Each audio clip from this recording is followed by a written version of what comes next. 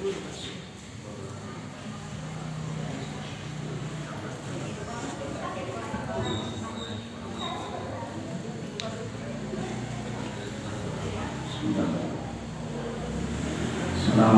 warahmatullahi wabarakatuh.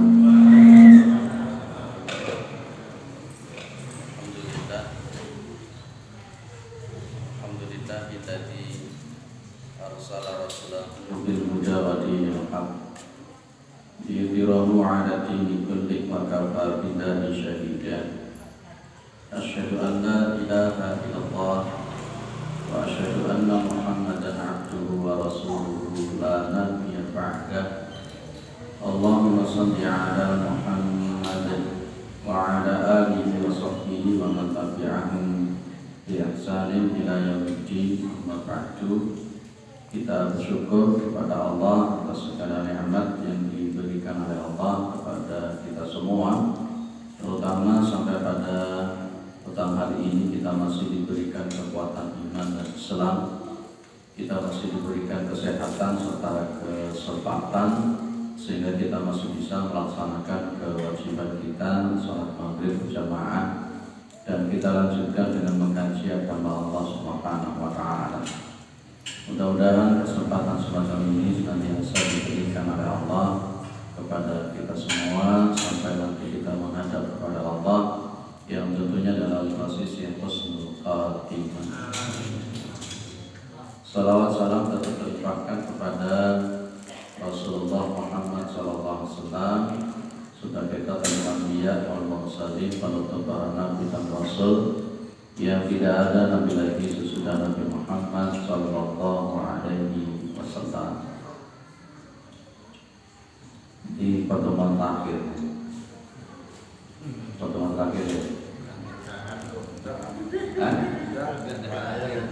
Bukan ya.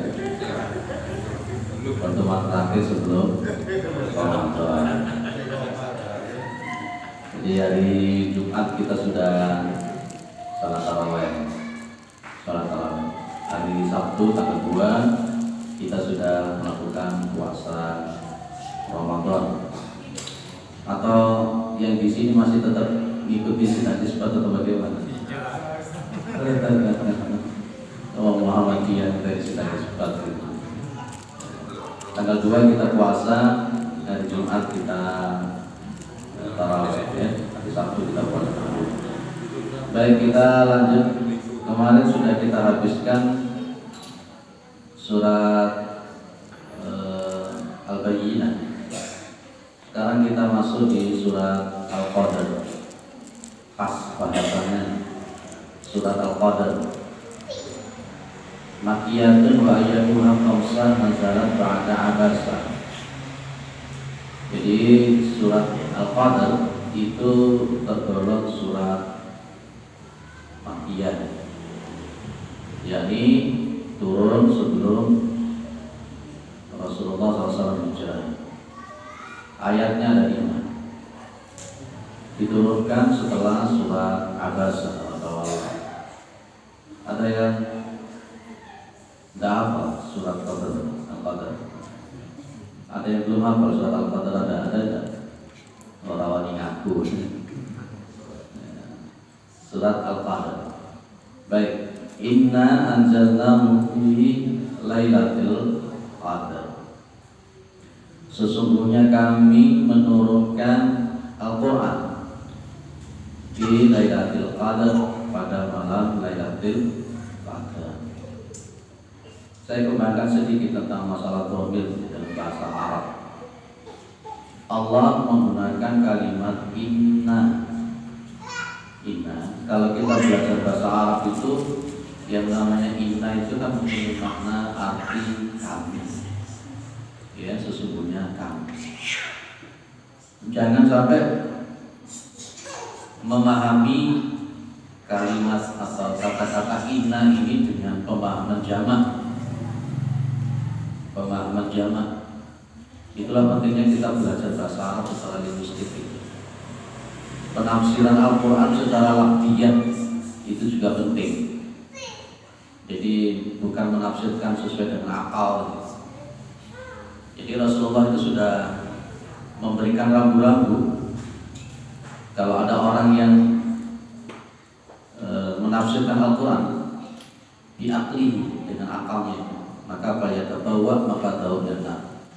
Jadi ada dua dalil berkenaan dengan hadis Rasulullah menyebut bahwa man kadiba alayya muta'ammidan falyatabawa maq'adahu minan. Barang siapa yang dia itu berdusta atas namaku secara sengaja, maka dia hendaknya menempati tempat yang benar. Dan yang posisi yang kedua, yaitu menafsirkan Al-Quran itu dengan akal.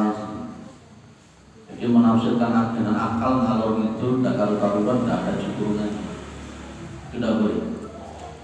Maka yang baik, yang terbagus, yang terafdal penafsiran Al-Quran itu dengan tafsir tafsir Quran bil Quran atau tafsir Quran bi sunnati Rasulullah sallallahu alaihi wasallam. Inna itu menunjukkan jamak. Tapi kita tidak boleh kemudian mengatakan bahwa Allah itu lebih dari satu. Musyrik. Dalam bahasa Arab, setiap kalimat dhamir yang menunjukkan jamak, yang itu dinisbatkan kepada Allah Subhanahu wa taala, itu maknanya bukan pada posisi berbilang, tetapi menunjukkan pada posisi keagungan.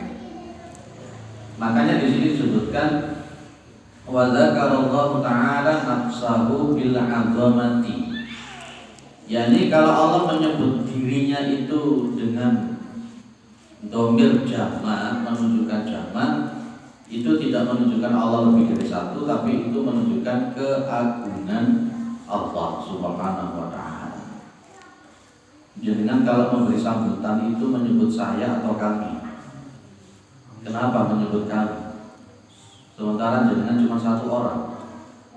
Tentu bagi orang yang tidak pernah berbahasa, tidak pernah belajar tentang retorika, tentu akan menganggap jenengan itu stres.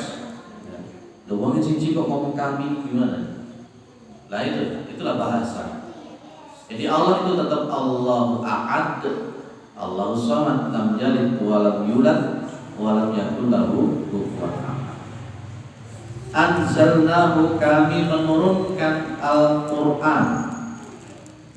Termasuk di dalam pemahaman dhamir jamak yang dipakai oleh Allah itu kadang-kala menunjukkan pada penisbatan atau ada musyarakah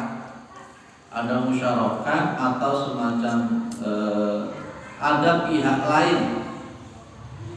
pihak lain yang digunakan oleh Allah terhadap masalah tersebut.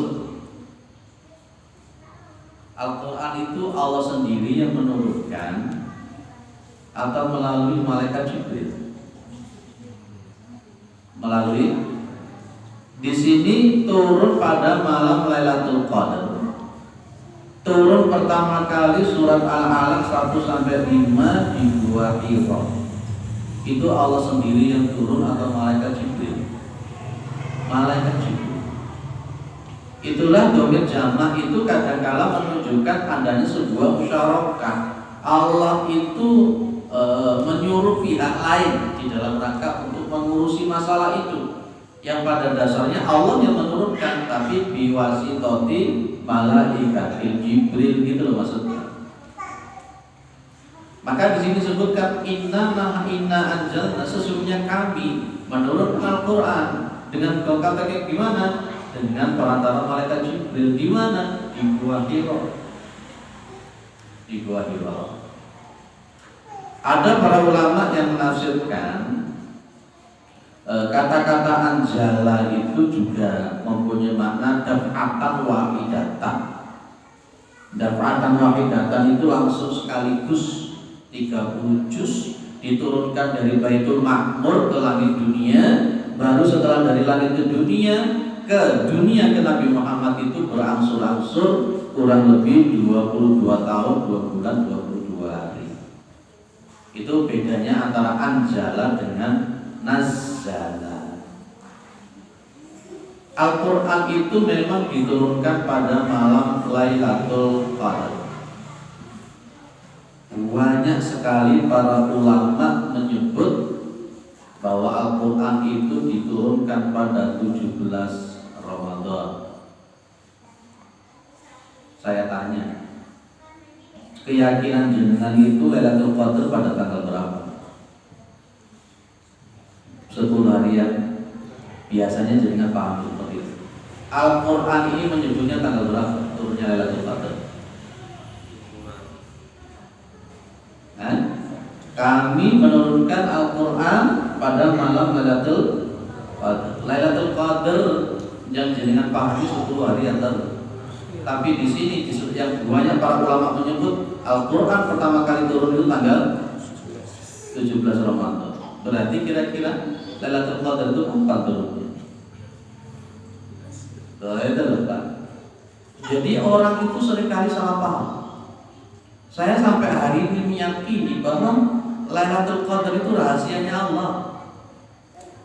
Rahasianya Allah. Memang Rasulullah pada 10 malam hari terakhir suruh mencari, terutama pada malam ganjil. Tapi itu bukan menjadi sebuah kepastian. Dong-dongi apa dong-dongi? Awalnya gak kosong, ya.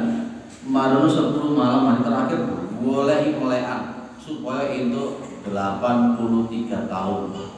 Khairun min alfi syahr. Tapi awalnya gak tahu kosong.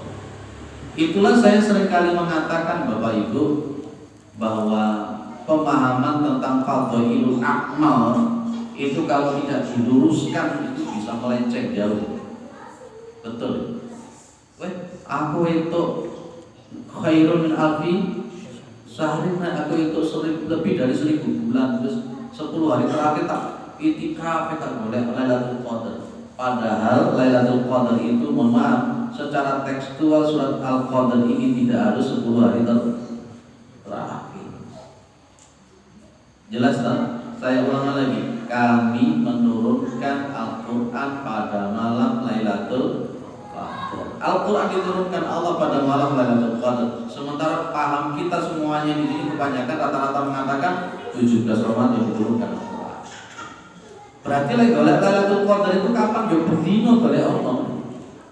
Tiap hari dicari pada bulan Ramadan itu, dan kita mempererat terutama pada 10 hari terakhir. Tapi turun tentu 10 hari terakhir itu, dan itu berubah-ubah, dan itu rahasianya Gusti Allah. Ojo dong-dongi gini, aku mambangi itu Lailatul Qadar. Teko endi dia mengatakan dapat Lailatul Qadar? Halo. Ayo saya kita tanggal selawi, ayo boleh Lailatul Qadar. Teko endi jenengan meyakini bahwa itu nanti Lailatul Qadar datang? Nabi hanya menyuruh kita mencari di malam-malam ganjil di 10 hari terakhir. Itu perintahnya Nabi tahun berapa? Tapi tetap berlangsung sampai hari ini. Mungkin mudah-mudahan di 10 hari terakhir itu kita mendapatkan. Tapi Al-Quran menjelaskan tidak harus 10 hari terakhir. Gitu loh Pak maksudnya. Para jemaah yang dimuliakan oleh Allah Subhanahu wa Ta'ala, ada sebuah riwayat tentang malaikat Jibril itu kalau setiap malam bulan Ramadan selalu turun. Setiap bulan Ramadan malaikat Jibril itu turun. Jadi kan nanti buka di kitab Sahih ada di Islam. Di situ kan ada kalimat inna yalqahu min kulli lailatin min Ramadan wa yudarisuhu al-Qur'an. Jadi memang malaikat Jibril itu setiap bulan Ramadan, setiap malam bulan Ramadan, malaikat Jibril itu selalu turun. Untuk apa? Fayudarisuhu al-Qur'an. Ya, karena memang malaikat Jibril itu mengajarkan Al-Qur'an kepada Rasulullah. Nabi Muhammad yang kita yakini itu ummi. Nabi Muhammad itu kalau tidak diajari oleh malaikat Jibril, Nabi Muhammad tidak akan bisa baca Al-Quran 30 juz, karena beliau adalah manusia biasa. Ya. Dan kemudian diajarkan dan bersifat tauqifiyah yang namanya Al-Quran. Tauqifiyah namanya Al-Quran itu sifatnya tauqifiyah. Ya, cara bacanya seperti kita sekarang. Cuma pada masa Nabi belum disebut ini itu bila bibuna, ini itu bila buna, belum. Ini namanya ikhfa hakiki, ini namanya ikhfa syafawi, ini namanya idhar syafawi, belum. Tapi tata cara bacanya sudah seperti yang kita baca. Itu pun baru satu tata cara baca. Baru satu tata cara baca. Karena untuk membaca Al-Quran itu yang terkenal namanya qiraat sab'ah. Itu yang mutawatir. Ada yang mutawatir namanya qiraat sab'ah, ada 7. Ada yang masyhur. Yang masyhur itu ada 4. Kemudian ada yang sab. Ada yang menyebut sab ini 5. Ada yang mengatakan begitu. Ya, itu jadi qiraat sab'ah. Kita ini cuma baru satu riwayat. Membaca Al-Quran baru satu riwayat saja masih belum full. Ya, belum lagi nanti masuk ke irama-irama yang 1 sampai 7 sampai 8. Walaupun pada zaman Nabi memang irama-irama itu belum dikenal, apa itu na'awan, apa itu hijaz, apa itu ras, apa itu syika, soba, bayati. Itu diharga belum dikenal pada zaman Nabi Muhammad SAW. Cuma bacanya Nabi itu sudah terirama, gitu ya. Ada yang mengatakan pakai irama itu bid'ah. Kata siapa bid'ah? Bukan. Baik, kita lanjut ya. Jadi malaikat Jibril itu mengajarkan Al-Quran. Maka di situ memakai fayudarisuhu, pakai darosa, yudarisu, tadarusa. Ya, fa'ala, yufa'ilu, tafa'ulan. Jadi istilah tadarus itu ya dari linguistik bahasa Arab. Tapi bedanya, nah ini istilah kritik ya, orang sekarang itu. Bedanya tadarusannya Nabi dengan zaman sekarang itu wedo pol. Lewong saiki tadarus itu koyo-koyo kudu dilebokno nang dhuwur. Masih talasin tarusan wong siji. Atau yakeh kono dilebokno ning Marono macane itu gak sesuai dengan kaidah-kaidah hukum-hukum makharijul huruf ataupun tajwid. Marono jam 12 bengi, jam 1 bengi seumuni ning dhuwur. Malih ganggu wong turu. Saya ingin mengatakan begini loh ya. Tadarusannya Nabi itu ada unsur pembinaan, pendidikan, pembenahan. Wis itu. Kalau jangan ingin mengikuti sistem tadarusnya Nabi, ya ada pembenahan, ada pembinaan, ada pembenaran. Itu lah saya kira oleh dilepon yang dhuwur masuk kletot-kletot, wis kata sing ngomong sampai panas kuping. Ya. Jadi Nabi baca sistemnya talaqi. Malaikat Jibril membaca itu kan nanti hubungkan dengan surat Al-Qiyamah. Wa idza qara'nahu fattabi' Qur'ana. Malaikat Jibril membaca Alhamdulillahi Rabbil Alamin. Rasulullah mengikuti. Ini cara bacanya begini, artinya begini. Terus dibetulkan. Lah harapannya itu kalau saya mengikuti tadarusnya Nabi begitu itu, sebelum masuk bulan Ramadan cara bacanya sudah baik. Seharusnya keluar dari bulan Ramadan bacaannya bisa diampi. Itu maksud saya itu. Ya pada bulan Ramadan itu bacanya sudah benar. Keluar dari bulan Ramadan jadi benar. Seharusnya begitu. Lah sekarang ini kan sistemnya naik balik katam toh. Tadarusan sekarang itu sistemnya cuma boleh katam toh. Jadi itu targetnya katam atau paham gitu. Hari apa kemarin, hari Ahad kemarin itu saya diundang di masjid yang di situ itu amaliannya masih NU, mayoritasnya adalah NU. Aku orang bingung cara dikasih NU. Tapi karena dulu kita habitatnya di NU ya sudah selalu. Saya kritik tentang masalah tadarusan ini, Bapak. Kata situ saya tidak diundang lagi, tak kencengi. Saya berbicara tentang qabdal amal, bila amal dan ba'dal amal.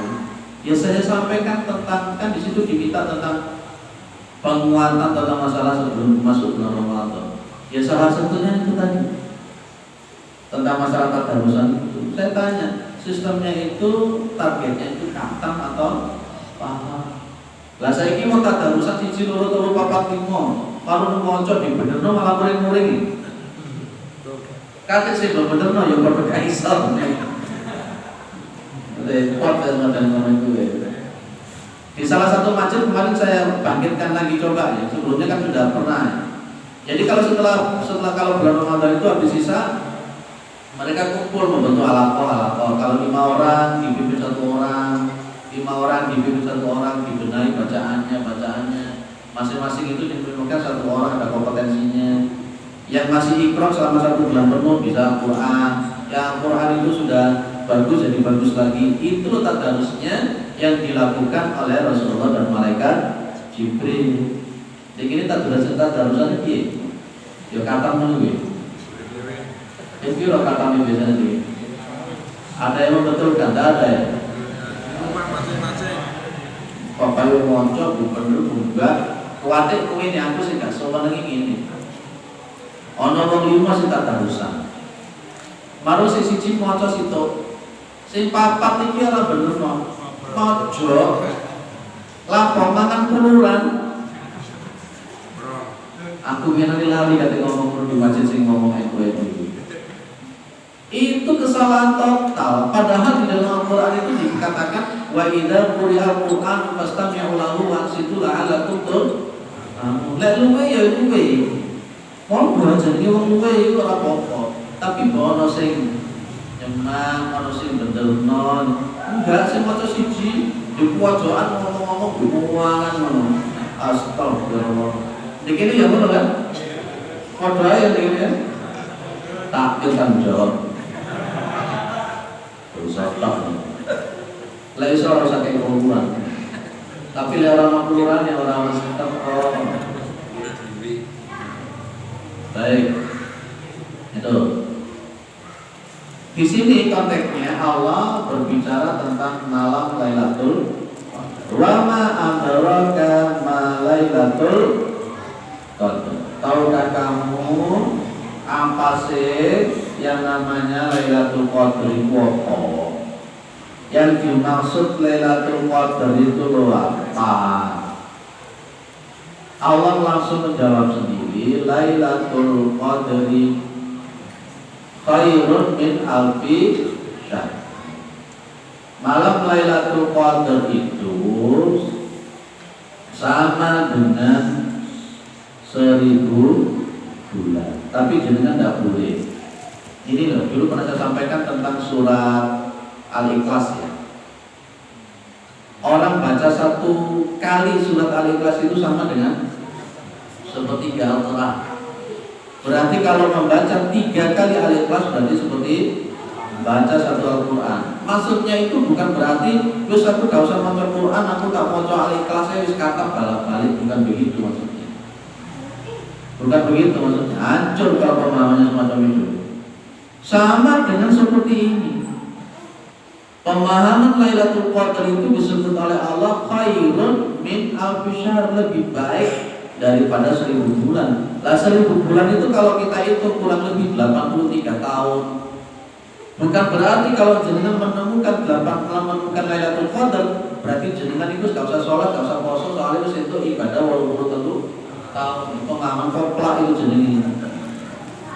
Ya oleh, gak boleh. Ya kayak ada orang itu tidak pernah sholat, ditakoni, lah aku sama tuh gak sholat. Lah aku begini mau sholawat kok, ya itu syafaat, kalau sholat wes, ini jadi pemahaman kopla, itu loh. Atau sama seperti ini, kita itu kan ada orang puasa, kita memberi berbuka kepada orang berpuasa, itu pahalanya seperti orang berpuasa. Aja sampai baru bendino ngekei buka berpuasa tapi kue puasanya ndak. Bisa puasa itu bendino tak kayak buka kalau puasa ini pemahaman sing gak benar gitu loh. Gak oleh, makanya perlu belajar ngaji supaya tidak menyimpang. Itu biasanya kadang-kadang ibu-ibu terus aku gak tau poso terus mau ngekei panganan mau poso itu harus kaya poso. Waduh, aja kabeh. Padha ambil pemahaman hormati orang yang tidak puasa. Tambah ngawur meneh. Seharusnya hormati orang yang sedang ojo diwakili. Lanjut. Jadi sesuatu yang begitu luar biasa, Bapak Ibu. Kalau dengan mendapatkan malam Lailatul Qadar, masya Allah, itu seperti berapa? Khairun min alfi syahr, lebih baik daripada 1000 bulan. Ayo dicari Lailatul Qadar itu dicari. Nyarinya bagaimana? Ya, di samping memang kita berdoa kepada Allah supaya ditemukan dengan malam Lailatul Qadar, dan juga kita upaya secara ikhtiar malamnya itu.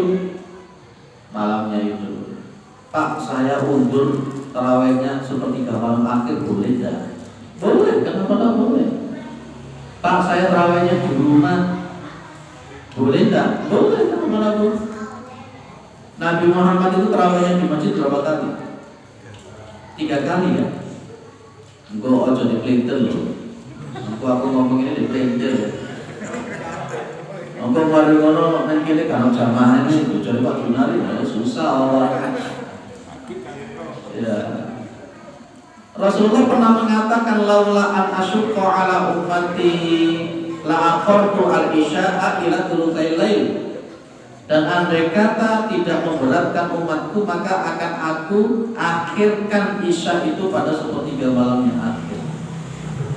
Itu kalau tidak memberatkan umat. Tapi ternyata memberatkan toh, maka isya itu tetap dipakai di sepertiga malam yang pertama. Sehingga sholat tarawih pada sepertiga malam yang pertama boleh. Tapi kalau memang jenengan sanggup untuk sholat tarawih di sepertiga malam yang akhir, ya monggo silakan. Silakan, tapi ini Pak, sholat tarawih itu sunnah atau wajib? Sunnah. Mencari nafkah bagi bapak-bapak itu wajib atau sunnah? Wajib. Ojo goro-goro jenengan ngejar tarawih sepertiga malam akhir, marno awalnya mau kerja. Akhirnya ibu-ibu, bapak-bapak, ibu-ibu, anak-anak kiat-kiat karena tidak ada nafkah. Maka saya bilang begini ya, persiapan finansial pada waktu bulan Ramadan itu penting. Ya untuk gitu. Wah, saya bulan masuk Ramadan saya tak saving 100 juta. Wah, kalau saya mau 100 juta, yang mudah-mudahan kita dapat juga 100 juta itu ya. Begitu masuk Ramadan, karena kita punya usaha sendiri, perusahaan sendiri, selama bulan Ramadan tak tutup, tak fokus kepada ibadah. Bisa mau saving 1 juta sih. Nah, saya kira orang, ya. Apalagi karena ditutup oleh budaya di Indonesia. Apa budaya di Indonesia, Pak? Lek mlebu riyo iku, lek mlebu posoan iku mesti wong ku cemot-cemot. Cemot-cemot ya, Pak. Waduh, mlebu posoan rek dilukas menawa sandangan. Klambiannya, ibuke, anake. Durung mari ngono kudu jajan-jajan. Dulu teman nyangoni ponaan-ponaan. Dulu manusia jalur rekreasi. Ngeluhnya orang masuk bulan Ramadan itu kan kesininya kan? Betul ya Pak ya? Akhirnya kadang-kadang coba aja lihat di separuh Ramadan itu orang sudah ngoyo boleh duit akhirnya pasalnya hilang. Demi untuk ngejar dapat baju baru, beli kue baru, bisa memberikan persen, kasih sangu dan macam-macam kan. Akhirnya sih dikalahno apa nih? Posone kalau tarawih 10 hari terakhir gelombang tarawih agak sepi dan mall. Ibu-ibu kan itu kalau baju baru mesti ngantuk. Nah bapak, sama tukar bajunya enggak ya? Enggak boleh. Lah sama lewat boleh sama gak dikain gitu. Lah itu kudu jajan macam-macam. Itu sebenarnya budaya kan itu kan. Islam itu tidak jangan mengikuti budaya. Ya cuma ada di Indonesia saja budaya-budaya pada begitu. Galak kampil dan seterusnya itu ada di Indonesia saja. Coba di luar negeri dah ono. Galak kampil rono ini. Dong-dongin marono nang ngomarono marini salaman lanang wedok tujuh makroni. Sini golek sing ayu-ayu. Suara tepat jelas itu. Ya. Clear ya? Jadi seperti itu. Silahkan saja mencari Lailatul Qadar sekuat tenaga, terutama di 10 hari terakhir, tapi jangan mengalahkan kewajiban. Kita melakukan sunnah, tapi sampai mengalahkan kewajiban, nah itu tidak betul. Yang baik, yang wajib dan yang sunnah dijalankan bareng-bareng. Dijalankan bareng-bareng. Buat mulaian sampai isu, mari sahur, terus malam kawan-kawan ini turun loh. Baik, lanjut. Pada malam Lailatul Qadar itu tanazzalul malaikatu war-ruh fiha bi'izni rabbihim min kulli amr. Ay tanazzala syai'an fa syai'an innal malaikata li'annal malaikata sukanu samawati wa samawatu sab'u wa samawatu sab'u. Jadi malaikat itu turun berangsur-angsur, syai'an fa syai'an. Malaikat itu turun berangsur-angsur. Kenapa? Malaikat itu sebenarnya sukanus samawati. Malaikat itu huruf dasarnya dia penghuni langit. Ya. Jadi malaikat itu pada dasarnya sukanus samawati. Jadi penghuni langit. Maka was samawatu sab'un, yang namanya langit itu ada 7 Pak.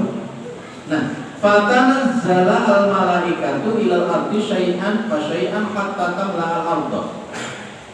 Malaikat yang tadi di langit itu ada 7 lapis langit itu turun ke bumi semuanya berangsur-angsur. Sampai apa? Hatta tamla al ardh.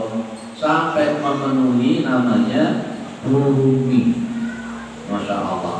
Lah turunnya malaikat ke bumi itu apa? Wa nuzulul malaikati fil ardi unwanun ala rahmati wal khair wal barakah.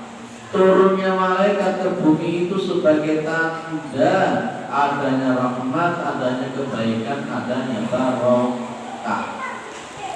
Makanya ada pendapat yang mungkin pernah kita dengar. Pendapatnya begini. Tanda kalau tadi malam itu tanda kalau tadi malam itu malam Lailatul Qadar, pagi harinya itu tidak cerah. Aku sampai saya ini boleh tanya ini orang-orang. Katanya karena memang konteksnya memakai penafsiran semacam ini.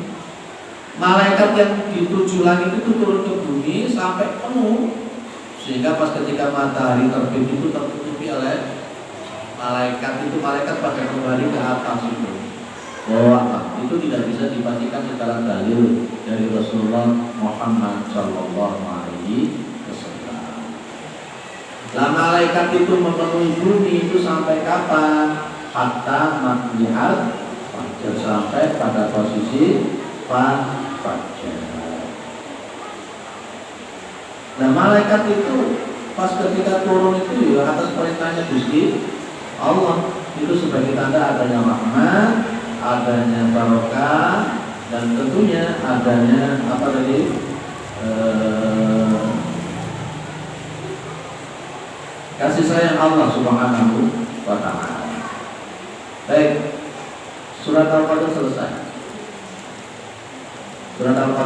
Jadi surat Al-Qadar itu hanya bercerita tentang keutamaan Lailatul Qadar. Di dalam tafsir ini tidak banyak-banyak disampaikan. Hatta matlihat fajar. Jadi ada 2 fajar jadinya. Saya kembali sedikit sebagai penutup. Ada fajar kadzib, ada fajar shadiq. Kalau namanya fajar kadzib itu melintang dari bawah, gampangannya gitu, dari bawah ke atas bercahaya dan sebentar langsung hilang jalan. Tapi kalau untuk fajar shadiq itu dari timur atau dari utara ke selatan, di ufuk sebelah timur semakin lama semakin terang. Nah, yang dimaksud di dalam ayat ini hatta matla'al fajr, sampai terbitnya fajar itu adalah fajar shadiq.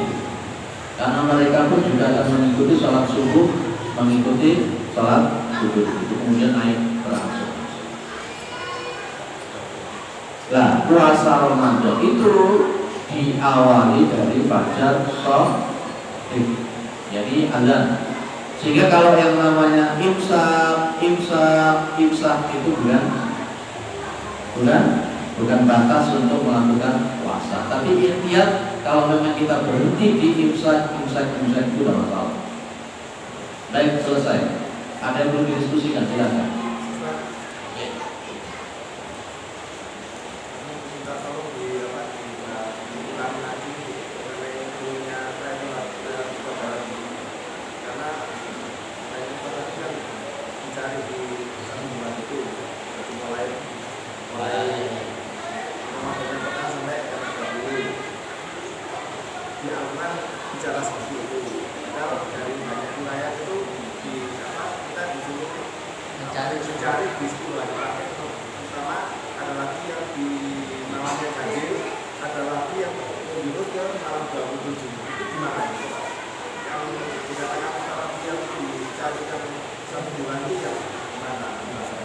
Baik, jadi begini, tadi sudah saya bilang bahwa Lailatul Qadar itu adalah rahasianya Allah, dan kita tidak bisa memastikan malam Lailatul Qadar itu tanggal berapa.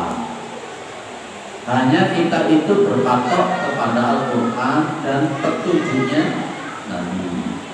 Tapi bukan berarti kemudian yang dipatokkan oleh Al-Quran dan Sunnah dari Nabi itu menjadi sebuah kepastian.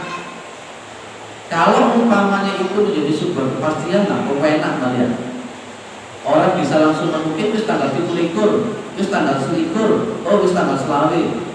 Itu hanya untuk petunjuk rambu-rambu golek malam Lailatul Qadar, tapi bukan menjadi sebuah kepastian malam Lailatul Qadar itu tanggal itu. Ya.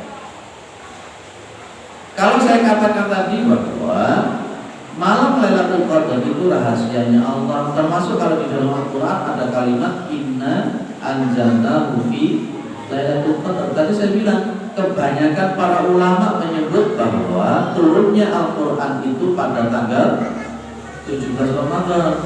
Nah, sementara Al-Quran mengatakan Al-Quran itu diturunkan Al-Quran itu diturunkan pada malam Lailatul Qadar. Nah, berarti di situ kan secara garis bawah tanggal 17 Ramadan pada waktu itu adalah Lailatul Qadar. Berarti ada kemungkinan malam Lailatul Qadar itu tidak harus tanggal 1 sampai tanggal 21 sampai tanggal akhir, begitu loh. Memang Rasulullah menyuruh kita mencari di 10 hari terakhir, dan Rasulullah membangunkan keluarganya terutama di malam-malam ganjil. Tapi Rasulullah tidak pernah mengatakan itu pasti Lailatul Qadar. Saya ulang lagi, kalau umpamanya Rasulullah itu menunjukkan itu pasti Lailatul Qadar, ya enak ngomong. Sehingga tahu terawih, sehingga tahu puasa, sehingga tahu sholat 5 waktu. Nah, itu rahasianya Allah. Kita cari pada bulan Ramadan, terutama di 10 hari terakhir. Itu saja. Kita cari di bulan Ramadan, terutama di 10 hari terakhir. Di sini kalau 10 hari terakhir ada tarawih kedua malam, tidak ada. Tarawihnya pakai yang berapa? 11, 23, 39, 46. Gawin 11 tapi cepet-cepetan. Kadang-kadang ada telaten sing 11 boleh sing 23 kok oleh 8 mundur. Wong. Dan terakhir dua-dua pun denda gitu. Tumanina atau cepet-cepetan? Tumanina. Ada yang lain? Monggo. Jelasnya makna malam 9 itu tafsirannya bagaimana? Ada orang yang memahami, para ulama ada yang memahami begini. Khairun min alfi syahr. Ada yang memahami bahwa malam itu kalau dibandingkan dengan 1000 bulan masih baik malam Lailatul Qadar. Satu. Ada yang kedua, ada yang memahami bahwa pahalanya itu seperti orang yang beribadah selama 1000 tahun. Berarti tadi saya katakan berapa tadi?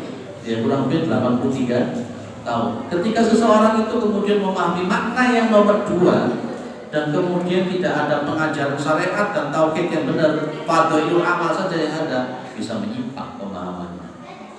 Gitu. Dan rata-rata para ulama memang banyak seperti yang sering disampaikan oleh Pak Kiai Haji Zainuddin Hamzat, itu pakai posisinya nomor 2. Itu. Clear ya? Jadi kan pengen dapat Lailatul Qadar mana? Kepingin ya? Mereka kepingin berarti Arab. Ada yang lain?